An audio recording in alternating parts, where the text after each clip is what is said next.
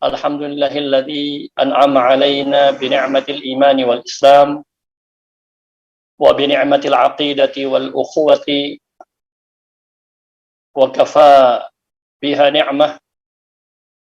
Shalatu wassalamu ala Rasulillah wa alihi wa sahbihi wa man wala. Ma'asyiral muslimin wa zumratal mu'minin rahimakumullah. Alhamdulillah pada pagi hari ini dengan izin Allah Ta'ala kita dapat kembali bertemu bermuajahah dalam kajian bening hati setelah beberapa bulan kita sempat istirahat ya. Mudah-mudahan istirahat ini dan kembalinya ini kembali menjadi ya, penyemangat kembali setelah kita mengadakan fushah ya. Karena an-nafs tamal, kadang jiwa itu ada perasaan bosan.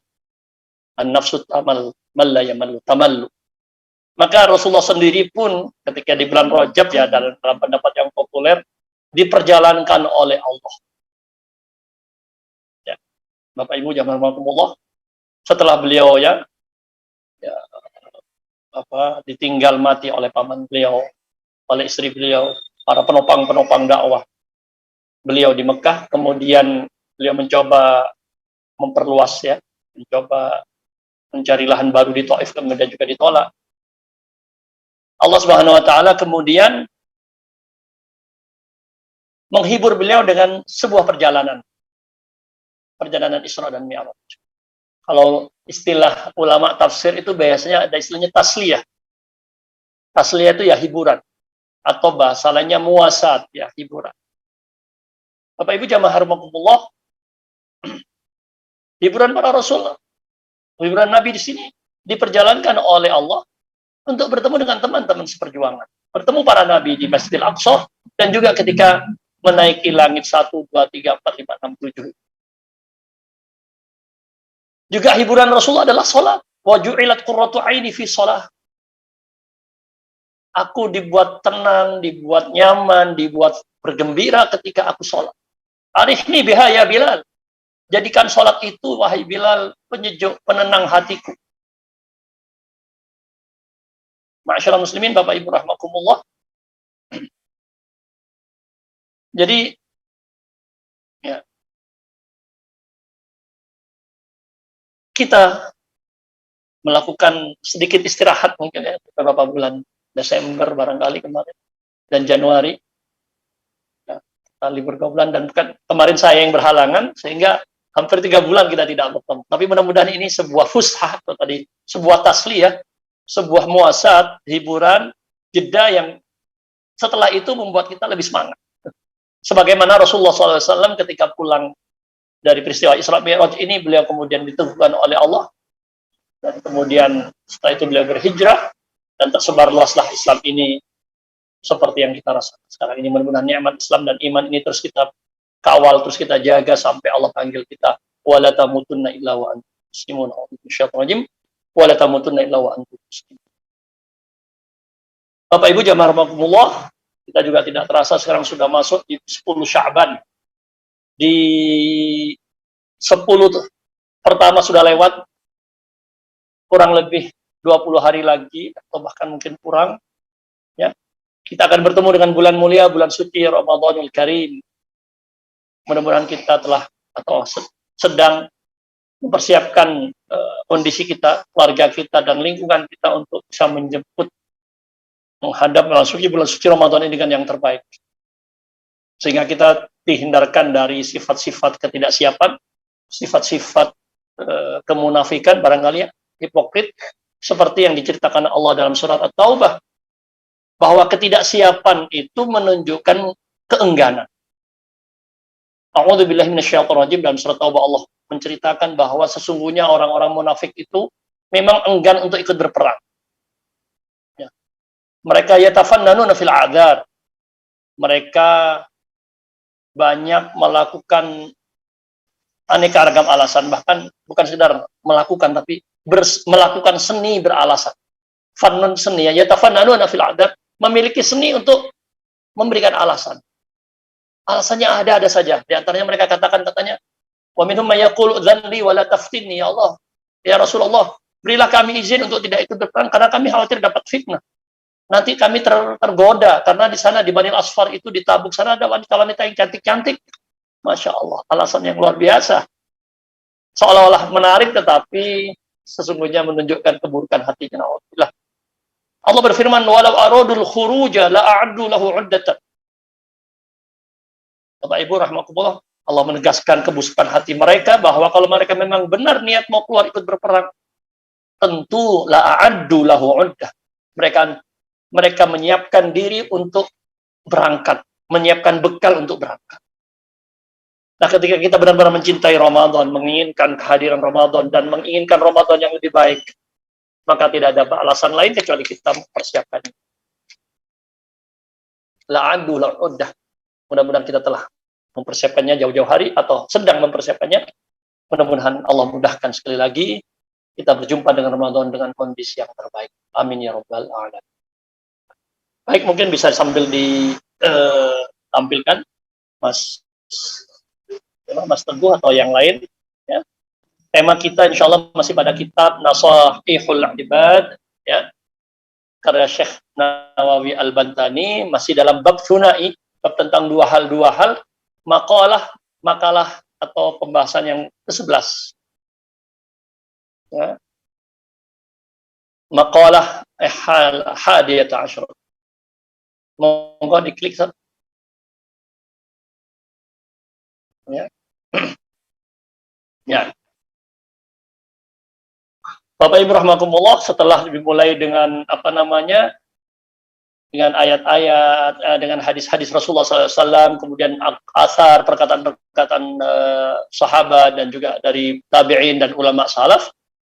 Kemudian beliau juga masih melanjutkan di sini dengan beberapa, ada kadang menyebutkan riwayat, ada juga kadang menyebutkan perkataan-perkataan ulama, hukama, ahli-ahli hikmah, dan juga ada yang kadang tidak, karena berasal dari sumbernya. Ini kan syarahnya saja dari Syekh Nawawi Al-Bantani, karena sumbernya tidak menyebutkan, hanya qila, jadi tidak menyebutkan secara tegas siapa yang mengucapkannya, dikatakan, diriwayatkan. Nanti mari kita mulai, Bapak Ibu rahimakumullah, ya. Al-maqalatu wal maqalatu, yang dalam kurung itu teks aslinya atau naskah aslinya, yaitu kitab, ya, Nasaihul Ibad, yang merupakan syarah dari Al-Munabbihat al-Istidad Liyaumil Ma'ad, yang kemarin sudah kita singgung. Nisbah kepada Ibnu Hajarnya masih diperselisihkan, nisbah kitab asalnya, ya, bukan Nasaihul Ibad, ya, Nasaihul Ibad sepakat itu karya Imam atau Syekh Nawawi Al-Bantani Al-Jawi. Tetapi tentang kitab aslinya Al-Munabbihat al-Istidad Liyaumil Ma'ad, ini yang ada beberapa pandangan. Ada yang mengatakan ini bukan diantaranya, ya, kemarin sudah disinggung di pengantar, diragukan nisbah atau ketepatan nisbahnya, bahwa ini tulisan atau karya Ibnu Hajar. Ala kulli hal, kita sekarang sudah masuk kepada bab Thunai, makalah yang atau pernyataan, ungkapan yang ke-11. Wal maqalatul hadiyata asyrata. Heresy been getting in trouble for watching extreme pussy Asian lesbian girl on girl porn, how to squirt, talking to multiple guys, and having a stolen phone. Ya, makalah yang ke-11, an ba'dil hukama, dari sebagian ahli hikmah, ay al-awliya. Imam Nawawi Al-Bantani mensyarah yang maksud hukama ini juga bukan sekedar ahli hikmah dari segi ilmu, bijak, tetapi juga mereka al-awliya. Al-Quran menyebutkan para wali itu yang dimaksud, ala inna awliya Allah khawfun alaihim wa lahum yahzanun alladzina amanu wa kanu yattaqun. Itu orang-orang yang beriman dan orang-orang yang bertakwa, yang sampai keimanan dan ketakwaannya itu begitu tinggi sampai kepada makom ihsan, ya, makom ibadahnya itu sudah luar biasa. Mereka mengatakan la tahqirud dzunubas shighar, ya, jangan kalian meremehkan, ya. Adz-dzunub jamak dari dzamb, ihtiqar, meremehkan, merendahkan, menganggap sepele. Dosa-dosa as-shighar yang kecil, shighar jamak dari shaghir, as-saghirah, ya. Apa yang maksud dengan dosa kecil? Ya, dosa yang bukan dosa besar tentunya. Dosa yang tidak ada ancaman di dunianya atau ancaman di akhiratnya, tidak ada disertai dengan laknat. Nah, karena para ulama menyebutkan kalau dosa besar biasanya ada ancaman di dunia dan juga ancaman di akhirat, siksa di dunia seperti potong tangan, hukuman yang sudah jelas ada di dunia, atau ancaman di akhirat, siksa di akhirat, atau ada kata-kata laknat. Itu salah satu arti atau salah satu pengertian dari dosa besar. Berarti yang tidak disertai dengan hukuman tegas di dunia dan ancaman di akhirat dan juga tidak disertai dengan laknat, itulah kategori dosa-dosa kecil. Walaupun dosa kecil, tetapi tetap tidak boleh kita remehkan. Ya. La ta'udduha sigharan. Ai ditafsirkan oleh atau dijelaskan oleh Imam Nawawi atau Syekh Al-Nawawi Al-Bantani, la ta'udduha sigharan. Jangan kalian hitung atau kalian anggap dosa kecil itu remeh. Kecil, remeh-temeh, tidak ada nilainya. Karena kata para hukama, lanjutannya dalam kurung itu perkataan para ahli hikmah, para wali, fa innaha tansha'ibu minha dunubul kibar. Ya, karena dari dosa-dosa kecil itu bisa bercabang-cabang, gangnya cabang-cabang, ya, syu'abul iman, cabang-cabang iman, tansha'ibu bercabang darinya, ya, muncul darinya lama-kelamaan ad-dunubul kibaru, dosa-dosa besar. Karena inti dari dosa itu kan pelanggaran kepada Allah. Ya. Inti dari dosa adalah pelanggaran kepada Allah.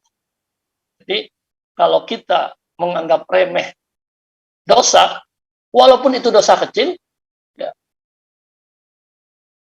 dan itu sudah sebuah bentuk pelanggaran kepada ketentuan-ketentuan Allah, pelanggaran kepada zat yang luar biasa, zat yang kita agungkan, pencipta semuanya, ya, maka ya, dikhawatirkan pelanggaran yang tadinya remeh dalam arti dosa kecil, ya, tetapi karena ya diremehkan oleh pelakunya akan kemudian melahirkan dosa-dosa besar. Wa aidan juga ditambah penjelasannya oleh Syekh An-Nawawi Al-Bantani, rubbama boleh jadi yakunu ghadabullahi ta'ala, ya, murka Allah Ta'ala fi tilka sighar, ya, karena dosa-dosa kecil itu. Ya. Jadi walaupun dosa kecil ketika sering dan diremehkan, ya, bisa menumpuk menjadi dosa besar. Nah, ada ungkapan juga lain, ya, dari para, kalau dalam kitab bahasa kita ya tadi ahli hikmah, pepatah, la tahqiranna saghiratan innal jibala minal hasa. Jangan remehkan satu yang kecil, karena gunung itu dulu asalnya adalah kumpulan-kumpulan kerikil. Ya.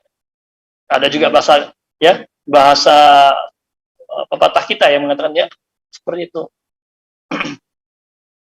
Dari yang kecil lama-lama jadi bukit, ya. Sedikit demi sedikit lama-lama jadi bukit, ya, begitu.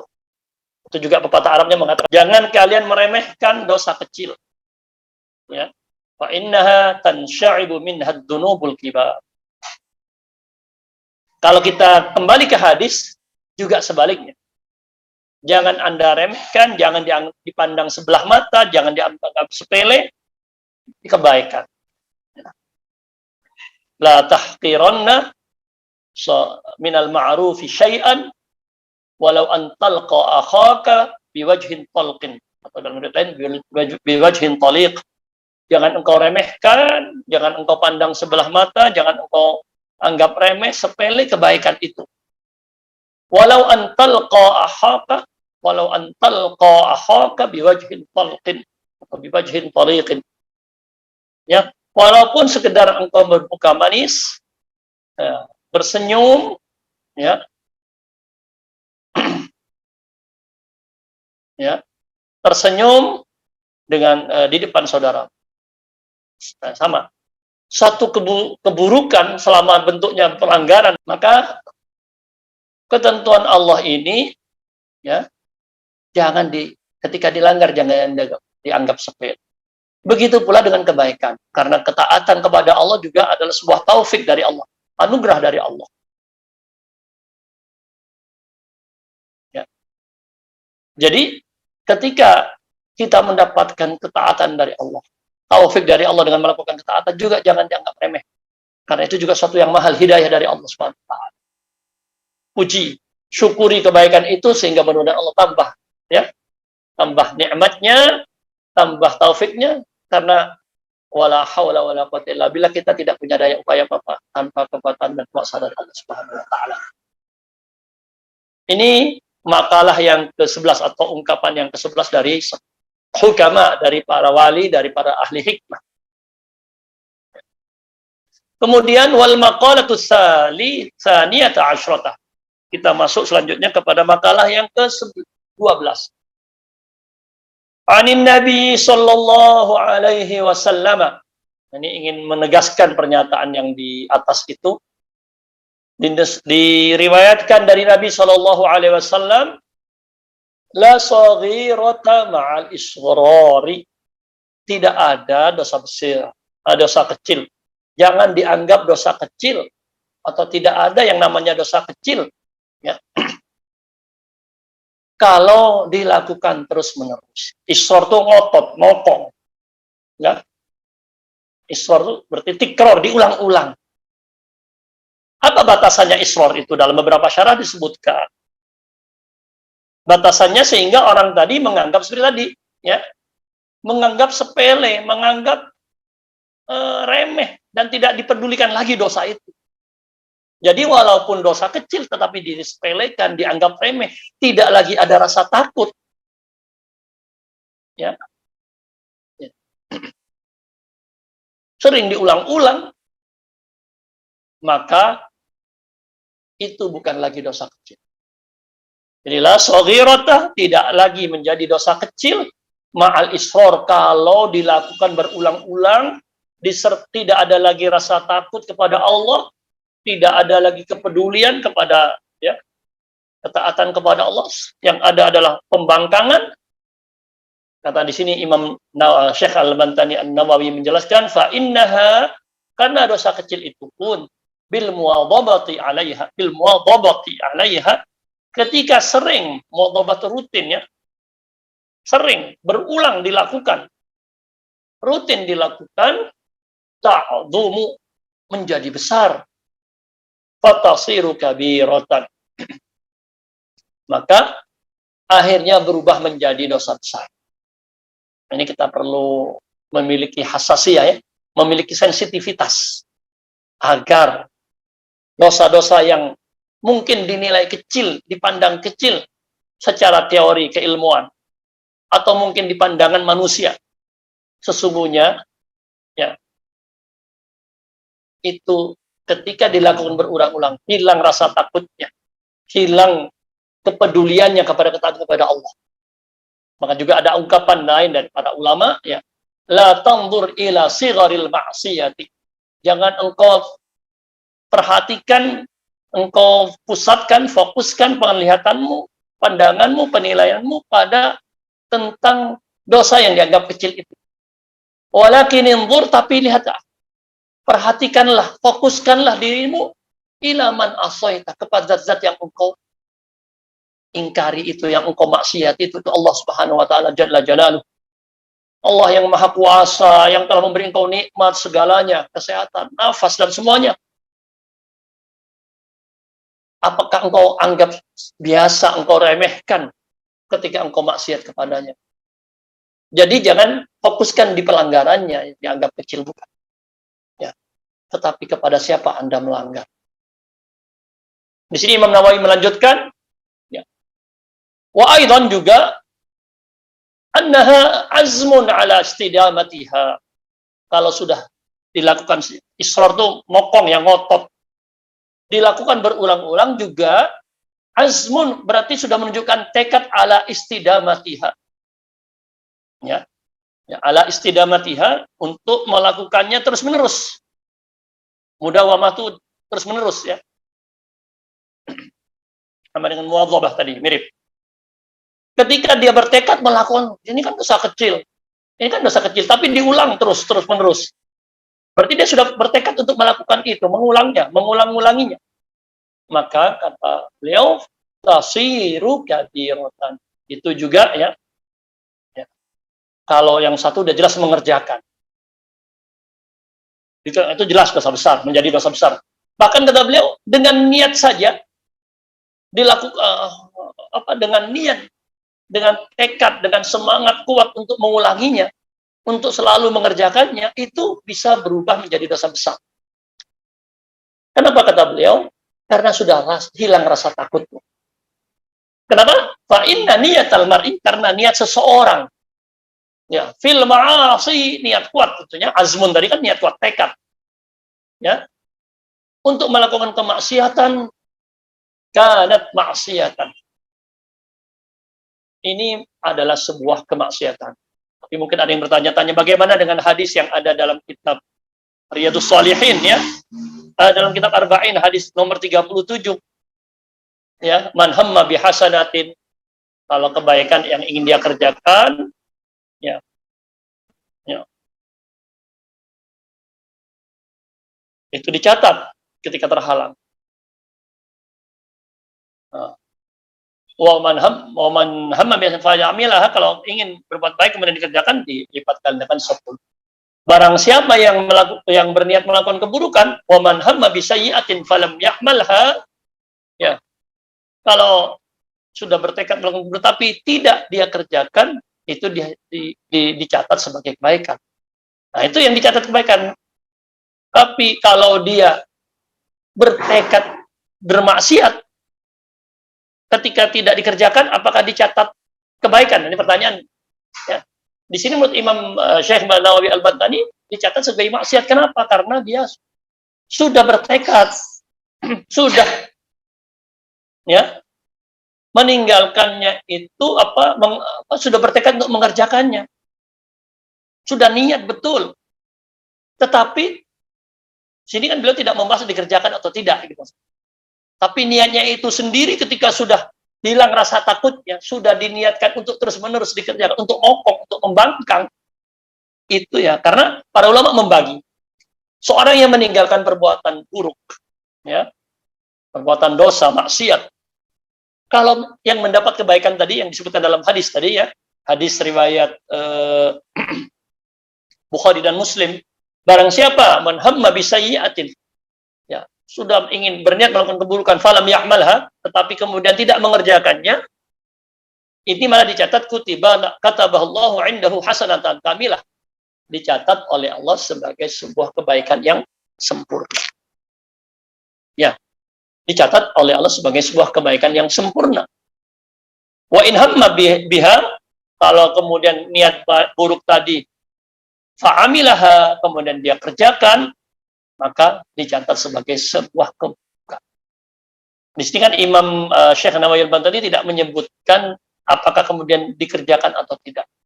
Tetapi beliau menganggap, berpendapat bahwa niat keburukan yang merupakan hasil pengulangan itu sudah dosa, karena sudah hilang rasa takut. Para ulama membagi, Bapak Ibu jamaah rahimakumullah, ya, orang yang meninggalkan keburukan karena takut kepada Allah, ini maka tadi dicatat sebagai sebuah kebaikan. Kamilatan, sempurna kebaikannya. Ada orang yang meninggalkan keburukan, niat, tapi kemudian melihat polisi mungkin, melihat petugas, melihat orang yang dia takuti, kemudian jadi tidak dikerjakan. Ini menurut para ulama tetap berdosa, karena dia meninggalkannya tadi bukan karena Allah, tapi karena manusia. Jadi berdosanya karena bukan karena mengerjakannya sebenarnya, tapi kan yang dia takuti bukan Allah. Hilang rasa takutnya kepada Allah, tapi takut kepada manusia. Ini dianggap juga berdosa. Kemudian orang yang mengerjakan ya ibadah sesuatu karena ria, ya ini jelas berdosa, ria. Begitu pula meninggalkannya juga karena ria, jelas berdosa. Nggak jadi karena tadi takut dilihat orang. Jadi bukan karena Allah juga, ini berdosa. Ada yang orang berniat buruk, tapi dia terhalang takdir tiba-tiba, banyak terjadi bencana ya. Dia mau mencuri, mau membobol rumah orang, tapi tiba-tiba ada banjir, ada hujan lebat, hal penghalang kuat, ya. Yang di luar kemampuan dia, sebenarnya kalau tidak ada itu dia ingin sudah mencuri, membobol rumah orang. Ya, karena terhalang takdir lah, bahasa lainnya terhalang takdir. Nah, ini tetap dihukum. Ya.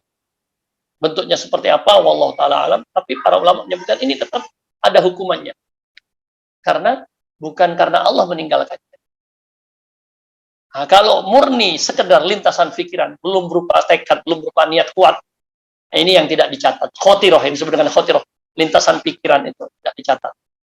Nah, ini pembagian niat atau keinginan untuk melakukan sebuah perbuatan.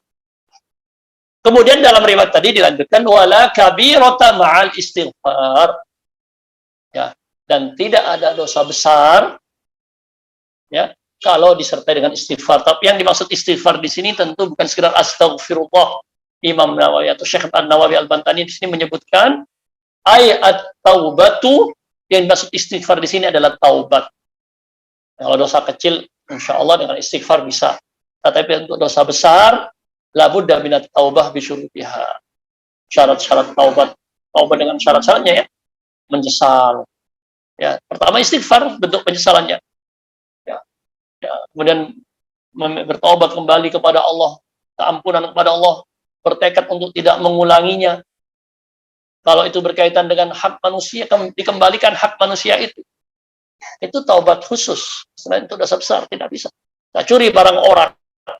Saya udah taubat astagfirullah. Tidak cukup dengan begitu. Astagfirullah, tunjukkan bukti penyesalannya, luapkan penyesalannya di hadapan Allah, kemudian buktikan kalau itu hak manusia, dikembalikan barang yang dia curi itu. Itu taubat terhadap dosa besar yang berkaitan terutama dengan hak manusia. Ya, dengan syarat-syaratnya yang disebutkan para ulama. Fa inna taubata, kata Syekh Nawawi Al-Bantani melanjutkan, karena sesungguhnya taubat itu tamhud dunu atharul khati'ati. Ya, dapat menghapus dampak atau bekas-bekas dari kesalahan, dari dosa itu. Wa in kanat kabiratan, sekalipun dosa tersebut adalah dosa besar. Jadi tidak ada yang tidak mungkin. Innallaha yaghfirud dzunuba jami'a. Allah mengampuni semua dosa. Dosa kecil dan termasuk dosa besar. Ya. Kecuali syirik. Sama syirik kalau juga tidak bertobat secara khusus. Dengan penyesalan, dengan bukti tidak akan lagi mengulangi. Ya. Itu sama. Dzunuba jami'ah semuanya. Termasuk syirik. Innallaha la yaghfiru an yushraka bihi wa yaghfiru ma duna dzalik. Apa maksud ayat tadi? Allah tidak mengampuni dosa syirik dan mengampuni dosa yang lainnya. Ya, bagaimana ayat yang lain juga tadi, yaghfiru dzunuba jami'ah, semua dosa. Syirik juga dosa paling besar. Ya, tentu tidak mengampuni syirik. Allah tidak mengampuni dosa syirik kalau orangnya tidak bertaubat dengan sungguh-sungguh, dengan nasuha, dengan syarat-syaratnya itu. Syekh An-Nawawi Al-Bantani melanjutkan, rawa hadzal haditsa, hadis ini diriwayatkan oleh Imam Ad-Dailami, Imam Ad-Dailami an Ibnu Abbas, dari sahabat Ibnu Abbas, lakin bitaqdimil jumlatil akhirah anil ula, tetapi Imam Al-Firdaus, Musnad Firdaus Ad-Dailami di sini ya, menyebutkan jumlah yang terakhir, kata-kata yang terakhir itu lebih awal. Jadi kalau dalam Musnad Firdaus Ad-Dailami itu dari sahabat Ibnu Abbas, la kabirata ma'al istighfar, jadi dibalik, wala saghirata ma'al israr. Lafadznya seperti itu. Tapi kalau kita perhatikan dalam kitab-kitab hadis, diantaranya dalam Jami'ul Ulum wal Hikam, Jami'ul Ulum wal Hikam karya Ibnu Rajab Al-Hambali yang sudah ditahqiq oleh para ulama, para pentahqiq diantaranya Dr. Mahir Yasin Fahl Al-Fahl, disebutkan di situ bahwa hadis ini waruwiya an Ibnu Abbas. annahu qala la saghirata ma'al israr wa la kabirata ma'al istighfar. Jadi rata-rata mengatakan, para ulama hadis banyak yang mengatakan ini perkataan Ibnu Abbas, bukan sabda Nabi. Karena apa? Waruya marfu'an, hadis ini atau riwayat ini diriwayatkan secara marfu', maksudnya dari Nabi, tetapi min wujuhin dha'ifah, riwayat-riwayatnya adalah lemah. Jadi banyak yang menguatkan atau berpendapat bahwa ini bukan perkataan Nabi, tetapi perkataan Ibnu Abbas. Hanya mungkin beliau walaupun disebutkan anin Nabi meletakkan di sini, bukan di awal tentang hadis-hadis. Ya, sudah masuk dalam perkataan asar atau para hukama. Saya pikir tentang ini jelas, mudah-mudahan kita juga ya, tentu saja dijauhkan oleh Allah dari dosa-dosa kecil yang dikhawatirkan akan berubah menjadi dosa besar. Baik, wal maqalatu tsalitsata asyrata. Ungkapan yang ke-13. Makalah yang ke-13, qila. Nah, di sini tidak disebutkan sumbernya secara pasti siapa. Qila, ada ungkapan, dikatakan, dinyatakan, hammul arifi, ya, tekadnya, keinginan kuat, ya, obsesi. Orang yang mengenal Allah itu al-arif, maksudnya orang yang mengenal Allah dengan sebenar-benarnya itu as-sana. Ya, memuji Allah. Yaitu dijelaskan oleh Imam Syekh An-Nawawi Al-Bantani, muradul arifi billah, ya, yang menjadi keinginan, menjadi kehendak para orang-orang yang mengenal Allah dengan sebenar-benarnya adalah as-sana'u 'ala Allah Ta'ala, yaitu memuji Allah. Alhamdulillah, lakal hamdu ya Allah, segala puji bagi Allah. Ya, maha besar Allah, ya Qawi, maha kuasa Allah, maha kuat. Hal-hal yang isinya pujian-pujian kepada Allah dengan apa? Bijamili sifatihi, menyebutkan sifat-sifat Allah yang mulia, yang indah. Ya. Orang-orang yang benar mengenal Allah tuh yang terlontar, ya, yang menjadi obsesinya adalah selalu memuji Allah. Tidak pernah menjelek-jelekkan Allah. Kalau kemarin ada yang menulis ya tentang azan itu, ya ini tentu bukan arif billah. Nggak perlu Tuhan itu dipanggil teriak-teriak. Ya, azan itu bukan memanggil Tuhan. Azan itu panggilan sholat. Kalau para ulama fikih menyebutkan al-azan itu al-i'lam bidukhulil waqti, pemberitahuan masuknya waktu sholat. Yang berisi ya, syahadat, syahadatain, ajakan sholat, ajakan kepada kemenangan, pujian keagungan Allah. Jadi adalah ya tanah pujian kepada Allah, dan itu adalah ya yang selalu menjadi obsesi orang-orang yang mengenal Allah. Bukan kita teriak-teriak memanggil Allah, tidak, tapi memuji Allah, dan fungsinya adalah al-i'lam, pemberitahuan akan masuknya waktu sholat, bidukhulil waqti. Kemudian dilanjutkan wa hammuz zahidi, dan obsesinya orang yang zuhud, ya, az-zuhud, az-zahid, ya, ad-du'a, obsesinya adalah berdoa. Imam Syekh Nawawi Al-Bantani menjelaskan ay muradul mu'ridi 'aniz zaidi qadral hajati minad dunya, ya, yang menjadi obsesi, keinginan kuat atau ya tekad orang yang mu'rid, yang berpaling dari hal-hal yang lebih dari kebutuhannya di dunia ini. Jadi zuhud itu apa? Orang yang tidak mementingkan dunia, tidak mementingkan, bukan tidak butuh dunia, tidak, berpaling dari yang lebih-lebih dari dalam hal dunia ini. Ya, berpaling dengan apa? Dengan hatinya. Ya, seperti yang sering kita dengar bahwa Umar pernah berdoa bahwa Allah jadikanlah, ya Allah jadikanlah dunia itu di tanganku, bukan di hatiku. Itulah zuhud. Ya, jadi kebutuhan yang hal-hal yang lebih dari kebutuhan hidupnya itu tidak ada di hatinya. Jadi berpaling dengan hatinya dari hal-hal yang bukan menjadi kebutuhan hidup. Apa obsesi mereka? Apa keinginan kuat mereka adalah selalu berdoa.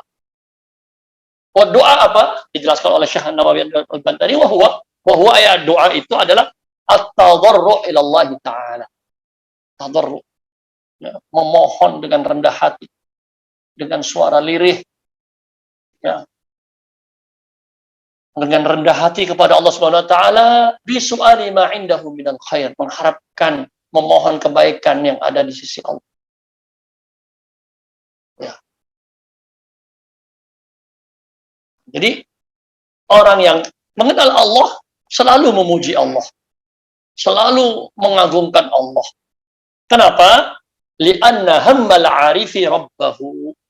Karena obsesi, keinginan kuat, tujuan mereka hidup itu, orang yang mengenal Allah dengan sebenar-benarnya itu adalah Allah, ridha Allah. La thawaba walal jannata, bukan balasan pahala atau surga. Wa hammuz zahidi, dan obsesi, keinginan kuat, tekad orang-orang yang zuhud adalah nafsuhu, dirinya. Ya. Bisa nafsuhu, bisa nafsahu. Ya. Wa hammul 'arifi rabbahu, ya. Wa hammuz zahidi nafsahu. Bisa dibaca nafsuhu, bisa dibaca nafsahu. Apa yang maksud sementara obsesi orang yang zuhud itu dirinya?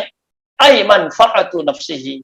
Penjelasannya menurut Syekh Nawawi Al-Bantani, yaitu kemanfaatan dirinya berupa minas sawabi, mendapatkan pahala, wal jannati, dan mendapatkan surga. Kata beliau, fafarkun, beda, baina man hammuhul hura, ya, orang yang obsesinya mendapatkan bidadari, wa man hammuhu wa man himmatuhu, fafarkun baina man himmatuhul hura, huru bisa juga orang yang beda, orang yang obsesinya adalah bidadari, wa man himmatuhu raf as-suturi, atau raf as-suturi bisa, dengan orang yang obsesinya adalah bagaimana bisa diangkat penutup, itu maksudnya dia nanti akan melihat ridha Allah, mendapatkan ridha Allah, melihat wajah Allah. Ya, ini kembali kita diingatkan bahwa ya, kalau kita benar-benar mengenal Allah, itu tidak akan pernah mungkin terlontar dari mulut kita, dari lisan kita, celaan, hinaan, atau bahkan hal-hal yang mengurangi keagungan Allah, ya, kekuasaan Allah, kemahamuliaan Allah. Ya, sementara orang yang zuhud itu juga luar biasa levelnya sudah. Ya. Makanya sering mungkin ada pertanyaan, ini kita ini mengharap ridho Allah atau mengharap surganya? Dalam hadis kita tidak akan masuk surga hanya karena amal kita, tetapi karena bifadli minallahi wa rahmah. Ya, karena keutamaan dan rahmat Allah. Dan ini tidak perlu dipertentangkan. Tapi ini ingin memperjelas saja bahwa jangan lupa sesungguhnya yang kita tuju itu adalah ridho Allah. Dan juga tidak bertentangan. Kalau Allah ridho, Allah akan kasih. Karena juga Allah janjikan pahala, Allah janjikan surga. Lahum jannatun tajri min tahtihal anhar. Ya, tadi yang melakukan kebaikan, berniat kebaikan, memiliki obsesi kebaikan, kemudian melakukannya, Allah hitung sebagai 10 kebaikan. Tapi kan orang yang benar-benar mengenal Allah tahu bahwa Allah tidak akan pernah zalim. Allah Maha Adil, Maha Bijaksana. Ya, tidak akan pernah pusing dengan hitungan-hitungan itu. Ya, hanya terjebak pada angka-angka itu. Nah, itu yang diingatkan oleh beliau kepada kita. Lailatul Qadar lebih baik daripada 1000 bulan, 80 tahun. Sudah. Kemudian hitung-hitungan, sudah cukup amal saya. Tidak seperti itu. Bagaimana kita mendapat cinta Allah, mendapat keridhaan Allah. Kalau kita sudah diridhoi Allah, dicintai Allah, maka kemudian Allah terima, berikan qabul dalam hadis yang lainnya. Kalau Allah sudah mencintai seseorang, ya, maka Allah umumkan di depan malaikat di langit bahwa Allah mencintai si fulan, maka para malaikat diminta untuk mencintainya. Juga di bumi diterima orang itu. Fayudha'u lahul qabul fil ard. Itu tanda-tanda bahwa Allah mencintai kita. Bahwa Allah mencintai hamba-Nya. Mudah-mudahan kita termasuk orang-orang yang mengenal Allah dengan sebenar-benar kenalan, sehingga kita mendapatkan ridhonya, dan konsekuensinya tentu saja Allah menjanjikan balasan dan pahala dan surga.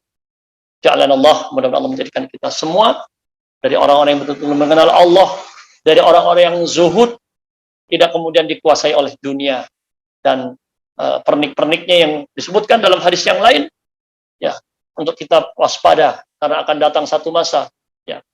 Badiru bil a'mal. Imam Nawawi menyebutkan di sini juga dalam kitab Riyadhus Shalihin, di sini sahih, ya, agar kita segera berbuat, ya kan? Berbuat bentuknya apa? Bisa bentuknya pujian, zikir. Itu juga luar biasa kalau dilakukan dengan penuh kesadaran, zikir hati dan zikir lisan dan pikiran. Tidak cukup zikir, buktikan amal-amal yang lain. Pokoknya kerjakan aktivitas. Buktikan dengan ibadah kita. Ya. Karena akan datang satu masa fasatakunu fitanun. Fitanun. Akan datang satu masa penuh fitnah.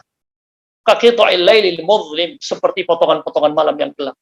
Sangat tidak jelas, sangat samar. Yusbihur rajulu mu'minan, pagi hari masih beriman, wa yumsi kafiran, sorenya sudah kufur. Wa yumsi mu'minan wa yusbihu kafiran, sorenya masih beriman, paginya dalam keadaan kufur. Na'udzubillah. Kenapa? Karena tergoda oleh pernik-pernik dunia. Ya bi'u dinahu, menjual agamanya, bi'aradim minad dunya, untuk ya, kepentingan-kepentingan, kebutuhan-kebutuhan, ya, dunia. Na'udzubillah, mudah-mudahan Allah jaga kita dari fitnah duniawi. Masyaallah muslimin, Bapak Ibu rahmatullah, itu yang makalah yang ke-13. Sampai di sini mungkin ada yang raise hand atau ada yang perlu didiskusikan. Monggo kalau ada, kalau belum ada saya akan lanjut. Monggo boleh untuk Bapak Ibu jemaah kajian bening hati yang bergabung melalui aplikasi Zoom, mungkin bisa, yang ada yang mau ditanyakan bisa langsung raise hand sekarang. Kalau memang tidak ada, tidak apa-apa, nanti kita bisa lanjutkan lagi, atau kalau memang ada pertanyaan, panjenengan bisa langsung raise hand yang bergabung di aplikasi Zoom. Baik. Belum ada, Ustaz, sepertinya. Baik, kita lanjutkan. Karena nanti saya siapkan sampai 20. Ini baru 13, baru 11, 12, 13, kita yang keempat sekarang ya. Ya. Al-maqalatur rabi'ata asyrata. Makalah atau ungkapan yang ke-14, an ba'dil hukama, dari sebagian ahli hikmah. Nah, di sini Imam Nawawi berbeda dengan yang di awal. Tadi qala al-hukama, ya, yang di nomor 11, hukama beliau artikan aulia, para wali. Di sini beliau artikan menurut Imam Nawawi Al-Bantani, ya, atibbaul qulub, ya, atibbaul qulub, yaitu para dokter hati. Wah, ini dokter spesialis hati ya, atau dokter spesialis penyakit dalam, beda ya. Dokter hati, orang-orang para ulama yang senantiasa memperhatikan tentang kondisi hati. Nah, tapi beliau juga jelaskan, ya orang yang menjadi dokter hati itu siapa? Yaitu para wali juga, al-wahumul auliya, orang-orang yang beriman dan orang yang bertakwa. Apa kata para ba'dul hukama tadi, sebagian ahli hikmah?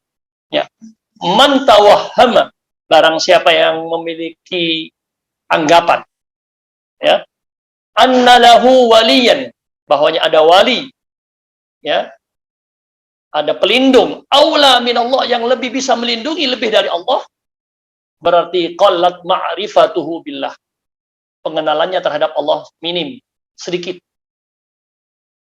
Penjelasan Imam Syekh Nawawi Al-Bantani, wal makna artinya man dhanna, barang siapa yang menyangka, tadi beranggapan, berasumsi, anna lahu nasiran, bahwa dia memiliki orang yang dapat membantunya, yang dapat menolongnya, aqrabu minallah, lebih dari Allah, lebih dekat pertolongannya, bantuannya daripada Allah, wa aktsaru nusratan, dan lebih bisa membantunya, lebih banyak bisa membantunya, minhu, daripada Allah, fa innahu lam ya'rifillah, berarti orang tadi tidak mengenal Allah Ta'ala, tidak mengenal Allah Ta'ala.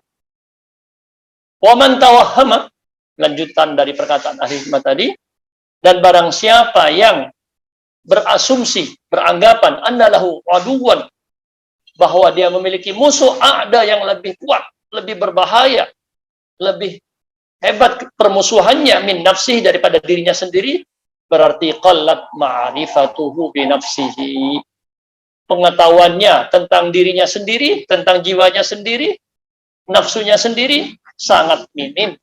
Sedikit sekali.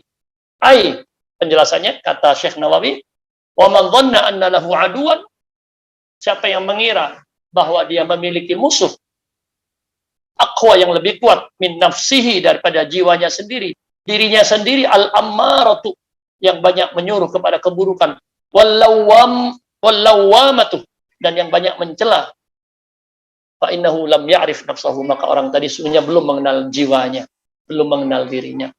Seperti yang disebutkan para ulama ahli suluk ya, tentang tiba kulub tadi, dokter-dokter hati tadi, bahwa jiwa manusia itu terbagi 3. An-nafsul ammarah yang paling parah, yang ada adalah selalu menyuruh pada yang buruk saja. Amarah menyuruh. Amir yang menyuruh, isim fa'il ya. Kalau ammar, isim mubalaghah, sifat mubalaghah, yang selalu menyuruh. Yang ada adalah selalu pikiran-pikiran buruk dan ya, hal-hal yang buruk. Ini jiwa, na'udzubillah, mudah-mudahan kita dijauhi. Dijauhkan oleh Allah dari jiwa seperti ini. Tapi itulah karakter, salah satu karakter jiwa atau macam klasifikasi jiwa manusia. Yang kedua, al-lawamah, sering mencela. Laim yang mencela, tapi lawamah yang banyak mencela. Astagfirullah. Kenapa sih saya begini? Kenapa sih saya melanggar? Astagfirullah. Istighfar. Tapi kemudian nggak lama tergoda lagi melakukan astagfirullah lagi, mencela dirinya lagi. Kenapa sih saya begini? Itu nafsu lawamah. Lebih mending dari yang pertama. Yang pertama jarang mencela. Bahkan yang ada adalah pikiran buruk saja. Mudah-mudahan kita semua, Bapak Ibu rahimakumullah, dijauhkan oleh Allah dari jiwa-jiwa yang seperti ini, yang selalu berpikir buruk, yang selalu menyesal, tetap kemudian mengulanginya kembali. Wallahu ta'ala. Ini yang ke-14. Baik, bagaimana? Kita lanjutkan? Atau ada pertanyaan? Ada pertanyaan, Ustadz, ini mungkin Ustadz dari jamaah kita di meeting, Ustadz, dari Ibu Nurbayanti, izin bertanya, Ustadz, tips dimudahkan mendapatkan ridha Allah, bagaimana, Ustadz? Ya, ini kalau saya analogikan, wallahu ta'ala alam ya, ini sedang analogi mendekatkan pemahaman kita. Kalau kita ingin disukai oleh orang tua kita, apa kira-kira? Kalau orang tua kita ridho itu kan, ridho, bahasa kita sudah ridho ya, nerima dan disertai. Bukan sekedar menerima, tapi menerima dan disukai. Ya, berarti anaknya bager ya, baik. Nggak pernah mokong, nggak pernah bantah. Penurut. Apalagi kemudian selalu memang menyenangkan. Nah, kira-kira ini kita analogi yang sederhana saja. Kalau kita sudah ya selalu menurut, mengerjakan perintah Allah, hampir tidak pernah melanggar, rajin, kira-kira orang tua kita senang dengan kita, ridho dengan kita. Perbuatan kita bahkan bukan hanya ridho, sering diberi hadiah. Ya, nah, kira-kira analoginya seperti itu. Ya, tentu untuk Allah kita, wallillahil matsalul a'la, perumpamaan itu jauh lebih tinggi ya. Tidak bisa kita analogikan seperti itu, hanya analogi sederhana saja. Kalau adanya bager, baik ya. Kalau kita jadi hamba yang baik, senantiasa menuruti perintah Allah, bahkan rajin, ya, berprestasi, Allah tidak akan segan-segan, jauh lebih dari kebaikan manusia. Itu secara singkat kurang lebih seperti itu. Wallahu ta'ala alam. Baik, kalau tidak ada lagi kita lanjut dulu ya ke makalah yang ke-15. Al-maqalatul khamisata asyrata. Berkata Abu Bakar, Abu Bakrin fi tafsiri dzalika, Abu Bakar As-Siddiq menafsirkan ayat ini, al-birru yang dimaksud dengan kebaikan adalah huwal lisan. Atau yang dimaksud dengan al-birru daratan ya. Bir itu memang memiliki beberapa arti. Al-barru ya, fil barri. Kalau al-barru itu tulisannya sama barro. Bisa dibaca al-barru, al-birru, al-burru. Hanya artinya berbeda. Kalau al-barru di sini zaharul fasadu fil bar. Bar itu daratan. Kalau bir kebaikan, kalau bur baknya di dhamma gandum. Ya. Jadi katanya dinisbahkan kepada Abu Bakar di sini al-barru, yang dimaksud dengan daratan di sini adalah lisan kita. Wal bahru, yang dimaksud dengan lautan, wal qalbu, adalah hati. Ya. Fa idza fasada lisanu, jika lisannya rusak, umpamanya dengan apa? Disebutkan contohnya oleh Syekh Nawawi Al-Bantani, bisabbi masalan, dengan mencela. Orang tadi mencela, umpamanya. Maka bakat alaihin nufus, jiwanya menangis. Kalau lisannya rusak, sering mencela, berkata-kata kotor, maka jiwanya menangis, hatinya menangis. Ya. Atau yang dimaksud di sini oleh Syekh, dijelaskan oleh Syekh Al-Bantani, yang maksud nufus di sini adalah al-ashkhas min bani Adam. Banyak orang menangis, banyak orang menjadi korban karena ketajaman lisannya, orang menjadi menangis, sedih. Jadi bukan dia saja yang menangis, tapi al-ashkhas, ada orang-orang yang menjadi korban dari ketajaman lisannya. Al-ashkhas, orang-orang dari kalangan manusia, min bani Adam. Wa idza fasadal qalbu, dan apabila hatinya yang rusak, dijelaskan oleh Syekh Al-Bantani, birriya imasan, umpamanya rusak hatinya karena niat yang rusak, karena riya, misalnya pencitraan, ingin didengar dan dilihat oleh manusia, bakat alaihil malaikah, maka malaikat menangisinya. Ya, ini dinisbahkan kepada Abu Bakar. Qila, dikatakan al-hikmatu fi anna lisan wahid. Mengapa lisan manusia itu satu? Anggota tubuh yang lain, kanan kaki, kanan kiri, dua, ya. Tangan kanan kiri, telinga kanan kiri, mata kanan kiri, ya. Hidung lubangnya dua, ya. Bibir atas bawah, tetapi lisan, lidah, ya, lidah kita satu. Ya. Nah, kalau maksudnya mulut, ya lubangnya cuma satu ini, mulutnya satu. Kenapa? Dikatakan, disebutkan hikmahnya, tanbihun lil abdi, mengingatkan hamba, annahu la yanbaghi ayatakallama, tidak semestinya, tidak selayaknya dia berbicara, illa fima yahumuhu, kecuali hal-hal yang menjadi kepentingannya, yang menjadi hal-hal yang penting, wa fil khair, dan tentu itu dalam kebaikan, yang penting dan baik, itu baru dia hendaknya boleh ngomong, hendaknya dia berbicara. Kalau apa? Kalau memang itu adalah bermanfaat, dan kalau itu adalah baik. Ya. Waqilah, itu ada pandangan seperti itu. Pandangan yang lain, li'anna lisanat zakir, karena lisan, mulut yang senantiasa berzikir, bikullu lughatin, walaupun dengan beragam bahasa, karena zikruhu, tapi tetap saja zikirnya yang diingat itu adalah lil madhkuri, ya, yang diingat itu al-wahid, yaitu satu zat yang satu. Huwallahu ta'ala, ya Allah. Ya Allah, semuanya menyebutkan, makanya disebut Allah itu Ismullahul A'zam juga. Karena itulah nama yang tidak tergantikan. Ya, ya Allah, ya Rahman. Ya, ya Allah. Nah, jadi itu. Kenapa lisan satu? Karena ya agar kita selalu ingat, agar berbicara yang penting dan bermanfaat dan benar. Kemudian karena walaupun dengan beragam lisan, dengan beragam bahasa, yang diingat itu hanya satu, yaitu Allah Subhanahu wa taala. Wa kadzalikal qalbu, begitu pula hati. Ya, diingatkan kita agar hanya berpikir atau mementingkan hal-hal yang memang penting dan bermanfaat dan baik, dan hanya mengingat Allah Subhanahu wa taala. Bi khilafi nahwal aini, bi khilafi nahwil aini, berbeda dengan seperti mata, wal udhun, mata dan telinga kita dua. Fa innahu yata'addad, ya, tidak satu tapi berbilang.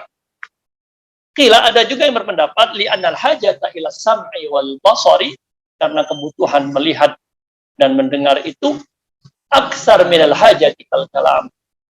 Ya. Nah, ini juga sering kita dengar, ya. Lebih banyak dari kebutuhan kita dari berbicara, makanya cukup diberi satu. Melihat, mendengar, ya, itu lebih banyak kebutuhannya. Karena itu, ya, mestinya ini juga kita masih seringkali lebih banyak berbicara, ngobrol daripada membaca dan mendengar. Padahal katanya kebutuhan untuk mendengar dan membaca itu lebih banyak daripada berbicara. Mudah-mudahan Allah berikan kepada kita taufik agar kita senang membaca, senang mendengar, dan tidak terlalu banyak mengoceh. Bahkan kalau bisa kita banyak menulis juga. Ya Allah, mudah-mudahan kita dimudahkan oleh Allah. Menggunakan semua ya dalam doa yang sering kita juga dengar dan sering kita baca juga, insya Allah. Ya. Allah maqsim lana min khasyatika ma tahulu bihi bainana wa baina ma'siyatik wa min ta'atika ma tuballighuna biha jannatak wa min al-yaqini ma tuhawwinu bihi alaina masa'ibid dunya wa asma'ina. Ya Allah, hiasilah kami dengan pendengaran kami, wa absarina, penglihatan kami, abadan ma ahyaitana, selama kami masih hidup, waj'alhul waritha minna. Jadikan itu semua adalah bekal yang akan menjadi pewaris, pelanjut, pemberat amal kami. Ya, pendengaran dan penglihatan kita sebutkan dalam doa-doa. Ya. Dan mudah-mudahan Allah menjaga lisan kita, semua anggota tubuh kita, karena kadang penyebab lisan kata yang tidak disadari tapi bisa menjadi penyebab seorang masuk neraka. Sebaliknya juga kata-kata baik yang kadang mungkin tidak kita pedulikan ternyata menjadi penyebab ya seorang masuk surga. Karena itu ihfaz lisanak. Riwayatnya juga la qaula zur, hati-hati jaga lisanmu, jauhkan dari sumpah palsu, perkataan palsu. Diulang sampai 3 kali. Qaula zur, syahadatu zur, kesaksian palsu. Ya. Jadi tetapi sekali lagi ya, Imam Nawawi melanjutkan ini wa innama syubbihal qalbu bil bahr. Kenapa hati diserupakan dengan lautan? Kata beliau, li syiddati umqihi wa tisa'i. Ya, karena begitu dalamnya hati manusia itu. Begitu luasnya seperti lautan, seperti samudra, ya. Yang sangat luas. Kadang kita tidak mengenal hati kita sendiri, jiwa kita sendiri. Perlu terus kita kenali. Benar-benar memudahkan dan bantu kita mengenali diri kita sendiri. Hati kita sendiri. Sehingga tidak banyak kerusakan yang lahir dan muncul. Ya. Di sini juga saya nukilkan yang merah ini tidak dari kitab tapi dari tafsir Mawardi, An-Nukat wal Uyun. Kata beliau, walil muta'ammikina fi ghawamidil ma'ani wajhan. Ya. Tentang tafsir Dhahar al-Fasadu fil barri wal bahr ini, orang-orang yang memiliki perhatian mendalam tentang makna, bahkan mendalam sekali, ya berlebih-lebihan, bahkan pada sampai tingkat berlebihan, beliau ada 2 penafsiran. Al-barru an-nafsu. Ya, an-barra nafs, an-nafsu. Yang dimaksud dengan daratan adalah jiwa, wal bahra al-qalbu. Ya. Ada seperti itu. Penafsiran kedua, annal barra lisan, seperti yang disebutkan sini. Tapi beliau tidak menyebutkan Abu Bakar, ya. Tidak menisbahkan kepada Abu Bakar. Hanya orang-orang yang memberikan perhatian lebih kepada makna. Wal bahrul qalbu. Kenapa? Karena lidzuhuri ma'ala lisan, daratan dan kelihatan. Seperti apa yang diucapkan oleh lisan itu kan nampak, kelihatan.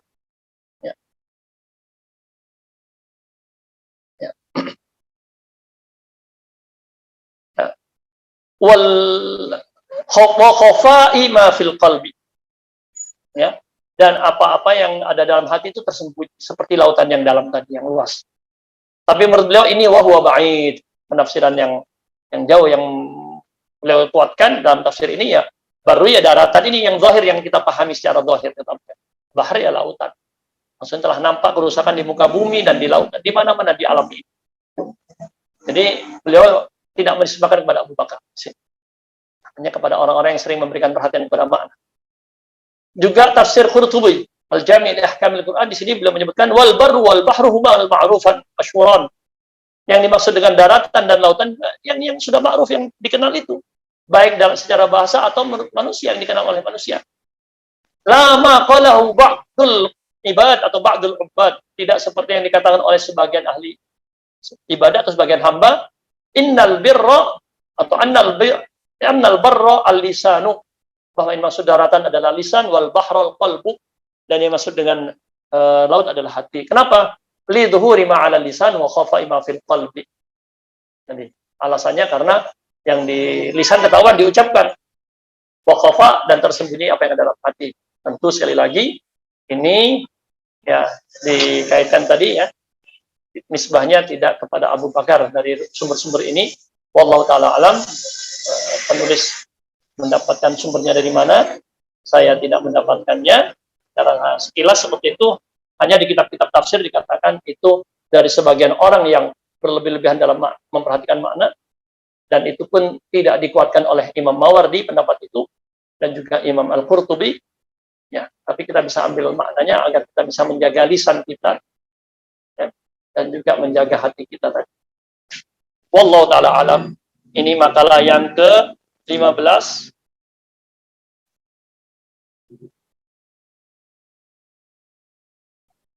Baik, kita lanjut ke yang ke-16.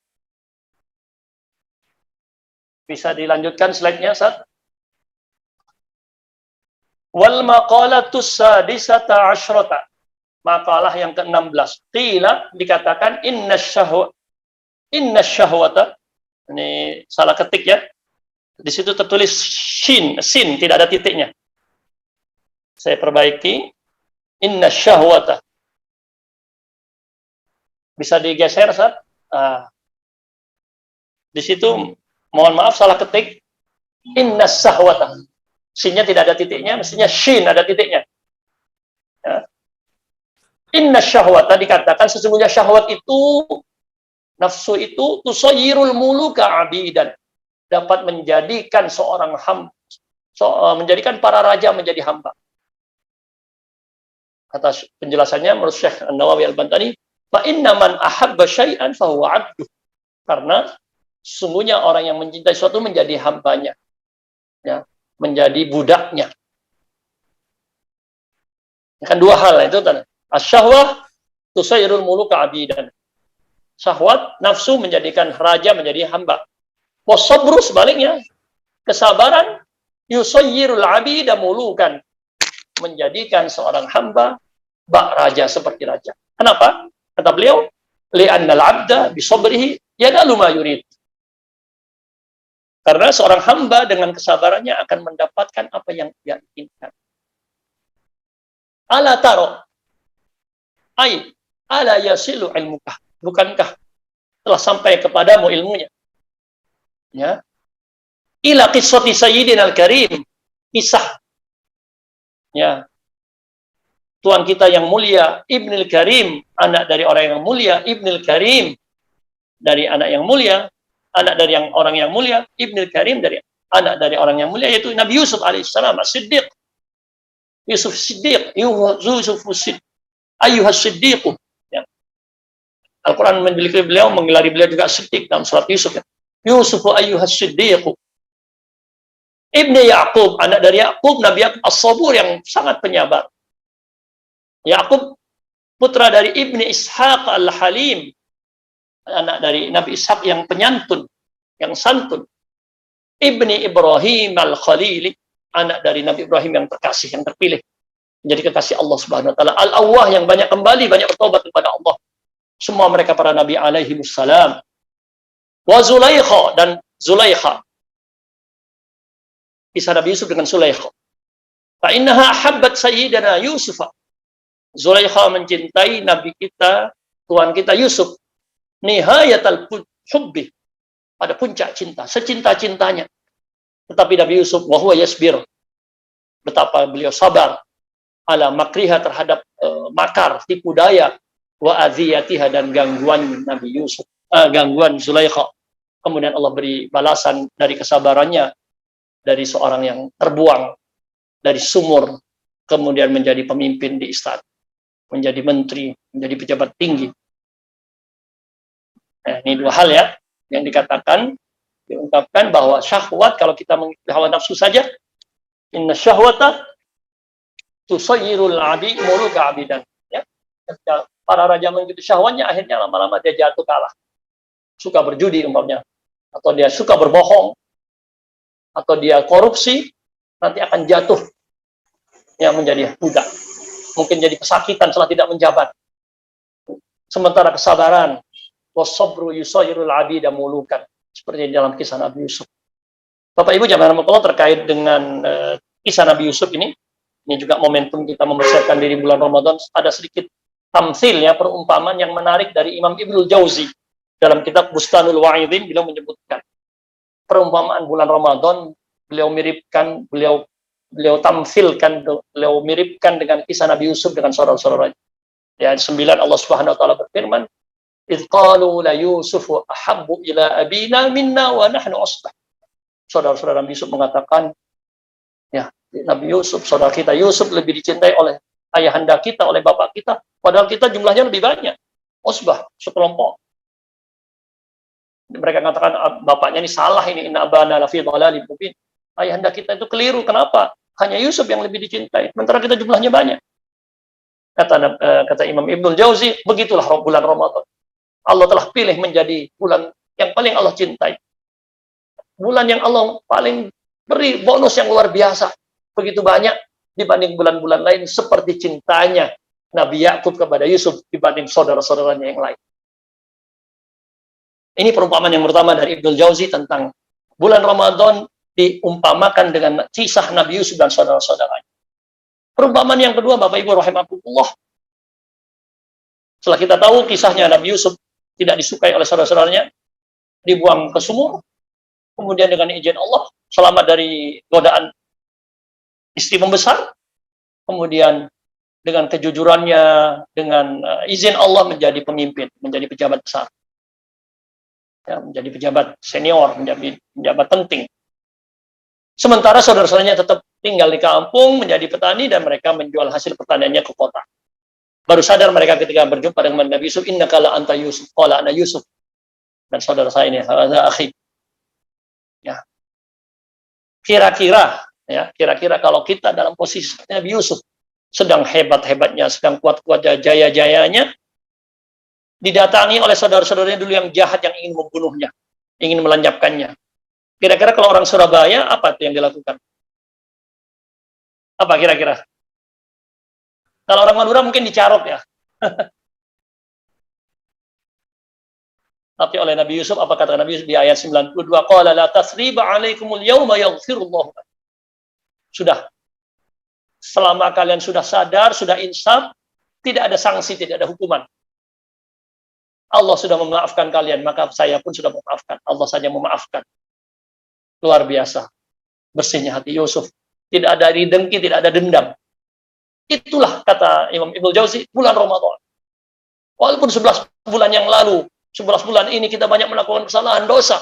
Kalau benar-benar kita ingin kembali kepada Allah, dan istighfar, takut akan dosa, kembali bertaubat kepada Allah, maka Allah akan ampuni. Sebagaimana Allah juga Nabi Yusuf ya memaafkan saudara-saudaranya yang jahat-jahat itu. Itu perumpamaan yang kedua. Perumpamaan yang ketiga, Bapak Ibu rahimakumullah, di ayat 96-nya, Nabi Yusuf dikabarkan akan pulang ke kampungnya. Ayahandanya sejak kepergian Nabi Yusuf, Nabi Yakub ya, sejak kepergian Nabi Yusuf itu tidak ada henti menangis disebutkan sampai kemudian beliau buta. Di ayat 96 dikatakan falamma ja'al basyiru alqahu ala wajhihi fartadda basira. Begitu mendengar Nabi Yusuf akan datang, kabar gembira Nabi Yusuf akan datang. Umpamanya anggap kalau saya analogikan saja ya, umpamanya Nabi Yusuf tinggal di Perak begitu ya, atau di Surabaya Utara. Mungkin di mana? Mas Hanafi di Benowo, Surabaya Barat. Sementara Nabi Yusuf naik pesawat dari Jakarta turun di Juanda, Surabaya Timur. Begitu sampai kabar, baru mendarat ya, belum sampai ke Benowo, ayahandanya sudah sembuh. Fartadda basira. Anak yang dikasihi, yang dicintai, menjadi penyejuk mata orang tua. Ya, belum bertemu pun sudah membuat kabar kedatangannya sudah membuat ayahandanya sembuh. Kata Imam Ibnul Jauzi rahimahullah mengumpamakan kisah ini dengan Ramadan. Begitulah mestinya seorang muslim sejati, muslim yang sesungguhnya. Walau selama ini mungkin ada rasa lesu, malas beribadah, lemas, ruhiyahnya ringkih. Tetapi begitu mendengar Ramadan akan datang, sebentar lagi akan dijemput, akan menjemput kita, atau kita akan dijemput oleh Ramadan, akan kita jumpai. Rasa malas itu kembali hilang. Yang ada adalah semangat. Yang ada adalah kesediaan untuk kembali kepada Allah. Seperti Nabi Yakub, begitu mendengar kabar berita. Belum berjumpa lagi. Sakit yang dideritanya langsung sembuh. Ya. Tidak perlu, sekali lagi. Ya. Tidak perlu sekali lagi ke dokter spesialis dan sebagainya. Cukup anak soleh. Cukup kabar gembira akan kedatangan seorang bulan Ramadan telah membuat seorang muslim bersemangat, mestinya seperti itu. Ini terkait kisah ya Nabi Yusuf dan hubungannya dengan kemuliaan Ramadan yang disebutkan oleh Imam Ibnu Jauzi. Allah, Masya Allah, tamsilnya para ulama luar biasa. Ini yang ke-16. Saya lanjutkan lagi, sedikit lagi yang ke-17. Wal maqalatu sabiqah. Apa? Afwan jidan Ustaz, ini waktunya sepertinya kita sudah mepet melebihi ini karena khawatir nanti kalau lewat Zoom meetingnya tersettingnya nanti terputus gitu Ustaz. Dijadwal sampai 7.30 bukan? Dijadwal 7.15 sebenarnya, tapi mungkin Zoom akan terputus 7.30. Ini karena ada 2 pertanyaan mungkin Ustaz. Sisanya kita cukupkan dulu sampai 16 ya. Baik, kita lanjutkan untuk 17-nya, mudah-mudahan Allah beri kesempatan di lain waktu. Allah taala alam, jazakumullah khairan. Itu yang bisa saya sampaikan. Assalamualaikum warahmatullahi wabarakatuh. Waalaikumsalam warahmatullahi wabarakatuh. Jazakumullah khair Ustaz atas ilmunya. Baik Bapak Ibu, sebelum saya bacakan mengenai pertanyaan dari jamaah semua, sebelumnya kita berikan informasi tambahan dulu. Kajian di IKADI Kota Surabaya, insya Allah ada kajian-kajian lain yang bisa penjenengan ikuti. Di antaranya adalah Kiai IKADI Surabaya Mengaji setiap Selasa sore pukul 4 hingga 5 sore yang dilaksanakan di kanal YouTube IKADI Surabaya TV. Kemudian Gamis atau ngaji Kamis sore dilaksanakan setiap Kamis sore juga pukul 4 hingga 5 sore di kanal YouTube IKADI Surabaya TV. Kemudian yang ketiga, ada kajian bening hati yang sebagaimana panjenengan ikuti saat ini, yang dilaksanakan setiap Ahad pagi, pukul 6 hingga 7.15 pagi, di YouTube IKADI Surabaya TV, maupun di Facebook Live, ataupun melalui Zoom Meeting. Dan tambahan, untuk panjenengan semua, yang insya Allah bulan depan kita sudah memasuki bulan Ramadan, insya Allah akan ada tambahan kajian, yaitu bernama Tamasya atau Taman Surga Sebelum Berbuka, yang insya Allah akan dilaksanakan setiap hari selama bulan Ramadan, kurang lebih 30 menit sebelum waktu berbuka. Baik, Bapak Ibu sekalian, kita lanjut ke tanya jawab. Ini sebelumnya ada pertanyaan juga Ustaz di Zoom Meeting dari jamaah kita, dari R. Suaib. Afwan Ustaz, mohon tips untuk kita bisa bersemangat melakukan hal-hal baik yang kita sudah rencanakan sebelumnya. Jazakumullah khair. Ya, kalau tips ini berarti praktisnya ya, hal-hal teknis sebenarnya. Kalau kita sudah mempunyai niat, sudah mempunyai program, sudah merencanakan, ya, berarti yang perlu kita kuatkan tadi adalah komitmen. Ya. Bagaimana kita komitmen dengan janji. Nah, sebenarnya kalau kita sudah niatkan, sudah kita programkan, itu kan sudah mirip janji ya. Bagaimana kalau kita komitmen dengan janji? Seorang mukmin itu kan aufu bil uqud, penuhilah akad-akad. Tidak seperti orang munafik yang mengatakan tadi yatafannanuna fil a'dad. Tidak perlu mencari-cari banyak alasan. Kita jujur saja. Kalau niat kita jujur, ya mulai dengan niatnya. Jadi mungkin praktisnya saya. Ketika kita membuat program ini, ketika membuat rencana itu, pastikan dimulai dengan keikhlasan. Ya, setelah Ramadan ini saya ingin begini. Memang karena niat saya mendapat ridho Allah, mudah-mudahan memberikan taufik. Ini penting, sehingga targetnya nanti tidak bombastis dalam arti kemudian hanya bualan, ya bombastis. Tapi target yang memang muncul dari kesadaran. Kedua, setelah kita berupaya mengikhlaskan niat kita dalam membuat rencana ini, mari, ya, tidak perlu dicari-cari alasan. Pegang teguh komitmen. Ya, ingatkan dengan tadi niat itu sudah mendapat pahala. Kalau dikerjakan tambah lagi, lipat gandanya jelas. Ya, itu yang membantu. Ya, karena dorongan yang kuat itu akan membuat ya, kita berkomitmen kepada janji kita, kepada rencana kita. Tentu faktor-faktor lain secara teknis mendukung ya, seperti umpamanya kalau nanti mau sekian itu ya istirahat siang, itu kan faktor-faktor teknis. Itu juga perlu diperhatikan. Dan yang terpenting juga, ini yang sering juga agar tidak menjadi berat, rencana itu tidak berantakan sama sekali, gagal sama sekali ya. Kalaupun ada kekurangan di tengah perjalanan, kan evaluasi itu tidak harus menunggu di akhir. Hanya kata siapa Ibnu Qayyim ya, membagi evaluasi itu qabla al-amal, asna al-amal, ba'dal amal. Jadi kalau evaluasi sebelum amal berarti perencanaan tadi, niat dan perencanaan. Kemudian saat perencanaan mestinya hari ini saya harus hatamkan. Kenapa nggak hatam? Ada istilahnya qadha, sanksi sendiri. Jadi jangan nunggu lewat, nanti jadi berat. Kalau hari ini saya targetkan 1 juz kok nggak selesai, ya hukum tunda tidurnya. Ya, sampai isya, sampai mau tidur belum selesai 1 juz. Mu'aqabah. Introspeksi, hukum dirinya, tunda tidurnya, harus selesai dulu bacaan. Karena kalau ditunda, numpuk.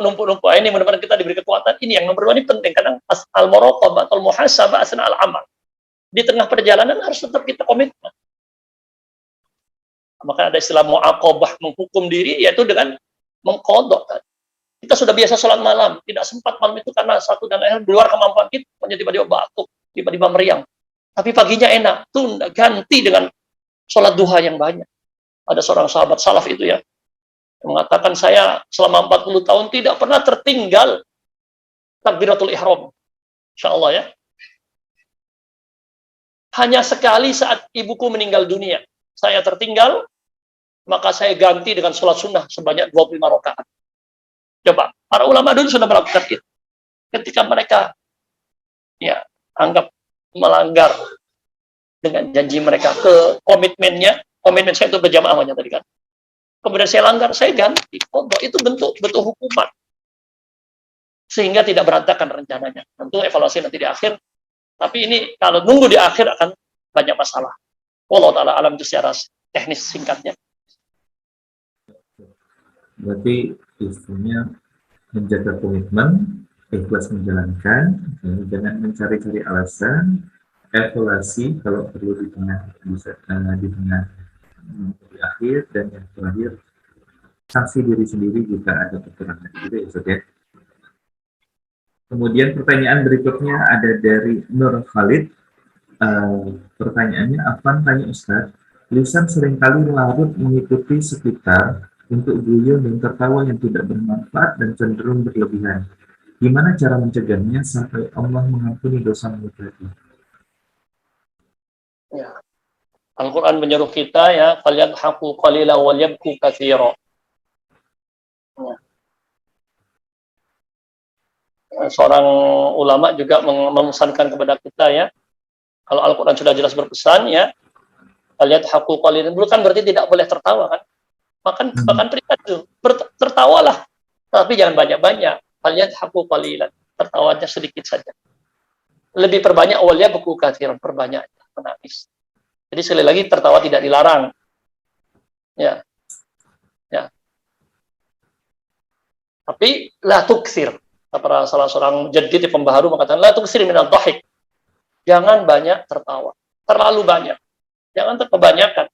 Fa innal ummatal mujahidah, karena umat yang sungguh-sungguh mujahidah, yang berkomitmen tadi, yang bersungguh-sungguh, la ta'rifu illal jidd, tidak mengenal kecuali keseriusan, kesungguh-sungguhan. Bukan bolki, sekali lagi tidak benar. Di sini proporsional. Jiwa kita saya sebutkan tadi ya, ada kadang bosan, ya pengantar. Ada namanya apa namanya? Ada hiburan-hiburan. Tetapi proporsinya ya jangan lebih dari sewajarnya. Ya. Apalagi kalau sengaja ingin membuat orang tertawa tapi di situ mengandung kebohongan. Khawatir kita tidak termasuk penghuni surga. Kelas apa itu? Ya, ada Rasulullah menyebutkan hadis ya. Surga itu ada tiga tingkatan ya. Ana za'imun fi rabadil jannah liman tarakal kadiba liman tarakal mira'a tarakal kadiba wa kana mazihannya. Kalau tidak salah begitu susunannya ya. Saya pemimpin surga tingkat bawah ya.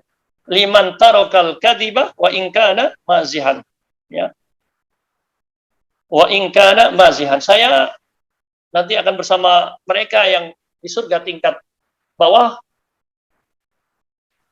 Walaupun bagi siapa mereka itu? Orang yang meninggalkan berbohong, berdusta walaupun niatnya gurau. Ini kan? Jadi jangan sampai Gurunya kita ingin membuat orang tertawa tetapi dengan cara berdusta. Ini mungkin dulu lawak ya, ludruk di Jawa atau apa, Sri Mulat. Sekarang kan ya, apa namanya? Ada stand up comedy ya, stand up comedy. Ya.